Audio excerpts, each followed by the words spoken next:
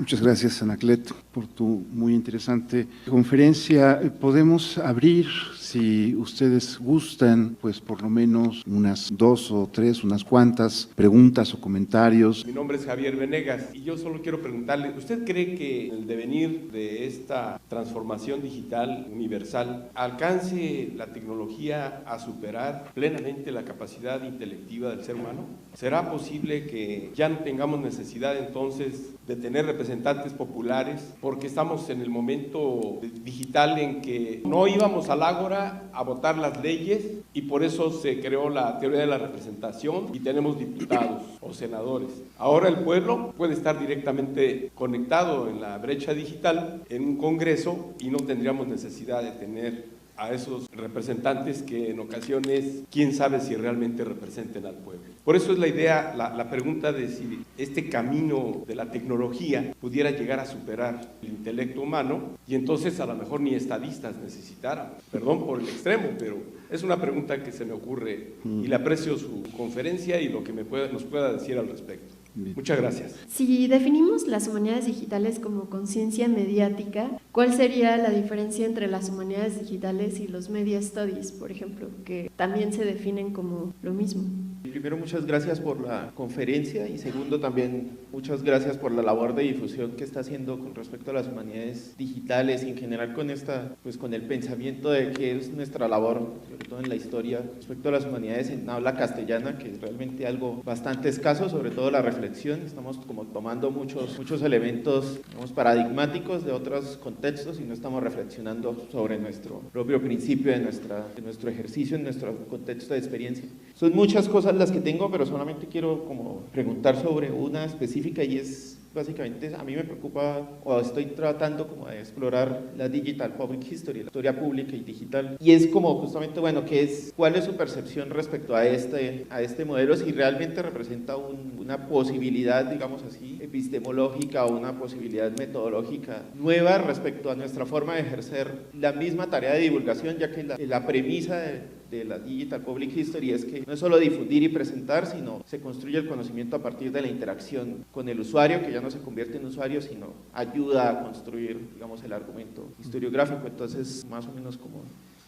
Son 3 preguntas distintas que contestaré muy brevemente porque he de tomar un avión rápidamente. En cuanto a la primera, yo lamento no tener una respuesta. La historia y la futurología se llevan bastante mal. Por supuesto, los cambios digitales van muy a prisa, más a prisa de los que con una rapidez que era desconocida, es algo que caracteriza el presente. La rapidez, no es que los procesos actuales no se hayan vivido antes, pero no con esta rapidez. Y como digo, las máquinas nos mediatizan y nos interpelan, interfieren en nuestra vida y quizá hay algún día en que las máquinas sean tan refinadas que puedan acercarse a desempeñar determinados trabajos, no hasta el punto, creo yo, de sustituir la capacidad no intelectiva, sino la originalidad, la capacidad de interpretar que tiene el ser humano, porque eso implicaría, como se puede ver en las películas de ciencia ficción, o al menos en algunas, implicaría experiencia, memoria, etcétera. Los historiadores sabemos, ayer también lo comentamos, sabemos que las personas actúan en función de 2 horizontes, el horizonte de expectativas y el horizonte de experiencia, ¿no? Eso es una cosa que nos enseñó Reinhard Koselleck. Si una máquina debería tener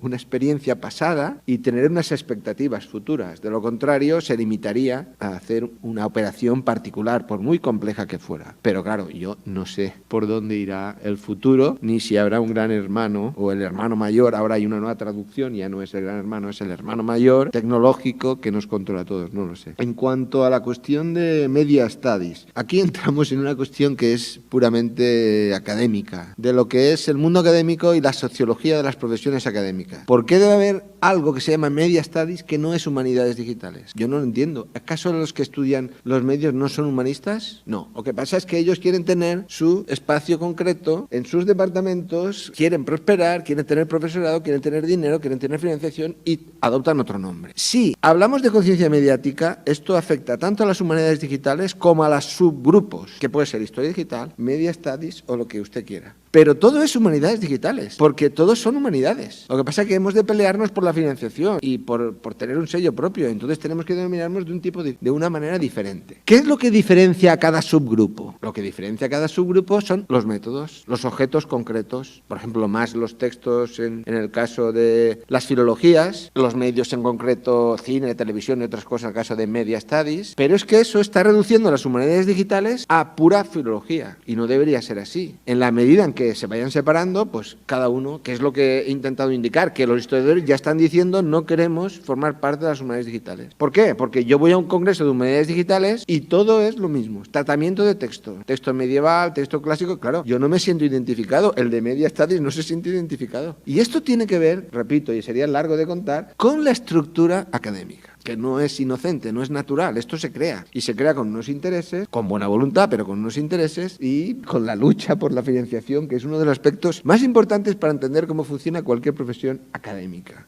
Creo que todos compartimos lo mismo. Y en cuanto a la historia pública, yo creo que efectivamente, tal y como están las cosas, para responder a la pregunta de si hay historia digital, significativa, que cambie lo que nosotros conocemos sobre el pasado, la historia pública no nos ha ayudado mucho, porque hay otros ejercicios de historia académica, digamos lo que podría ser incluso una tesis, que han ayudado mucho más. Hay incluso algunas tesis, este año se ha presentado la primera tesis en Estados Unidos, la primera tesis de historia digital. No había hasta ahora. Pero ha habido en estos años anteriores unos cuantos trabajos de historia digital que finalmente se han tenido que convertir en libro por obligación. Si se han tenido que convertir en libros porque a las personas que habían hecho el trabajo no se les reconocía en su carrera docente y se vieron obligados a escribir un libro. Pero esos trabajos de historia digital, muchos de ellos sobre la esclavitud, que ahora recuerde, uno sobre la época de la reconstrucción en Estados Unidos, son textos que han modificado la comprensión que se tenía sobre la historia norteamericana. Y hay uno, por ejemplo, de un australiano que es de tratamiento de datos, que es el tratamiento del archivo de Neuchâtel, que ha modificado la percepción que tenemos sobre la difusión de la literatura prohibida en la Francia prerevolucionaria, que modificaría todo el contenido de la obra de Robert Dalton. A lo cual Robert Dalton respondió que habría que pensarlo, porque claro, eso a él le afectaría muchísimo. Eso es trabajo digital puro. La historia pública no está en ese campo. La historia pública tiene un campo enorme en Estados Unidos,